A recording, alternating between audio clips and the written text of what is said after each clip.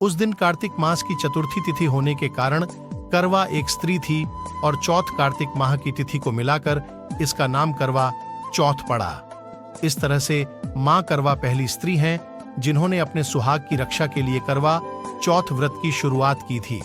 इसके बाद इस व्रत को भगवान श्री कृष्ण के कहने पर द्रौपदी ने भी किया था।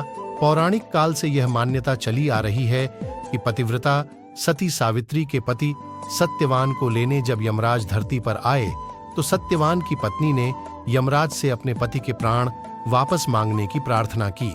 उसने यमराज से कहा कि वह उसके सुहाग को वापस लौटा दे, मगर यमराज ने उसकी बात नहीं मानी। अपने पति के मृत शरीर के पास बैठकर विलाप करने लगी। काफी समय तक सावित्री के हठ को देखकर यमराज को उस पर दया आ गई। यमराज ने उससे वर मांगने को कहा। इस पर सावित्री ने कई बच्चों की मां बनने का वर मांग लिया। सावित्री पतिव्रता नारी थी और अपने पति के अलावा किसी के बारे में सोच भी नहीं सकती थी, तो यमराज को भी उसके आगे झुकना पड़ा और सत्यवान को जीवित कर दिया। तभी से अखंड सौभाग्य की प्राप्ति के लिए महिलाएं सावित्री का अनुसरण करते हुए निर्जला व्रत करती हैं।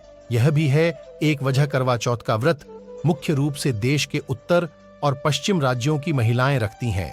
ऐसा माना जाता है कि प्राचीन काल से ही इन राज्यों के पुरुष सेना में काम करते आ रहे हैं, जिससे कि उनके पति की दुश्मनों से रक्षा हो सके और उनकी आयु लंबी हो। वहीं जिस वक्त यह त्योहार मनाया जाता है उन दिनों में रब्बी की फसल यानी गेहूं की फसल बोई जाती है। कुछ स्थानों पर महिलाएं करवा में गेहूं भी भरकर रखती हैं और भगवान को अर्पित करती हैं।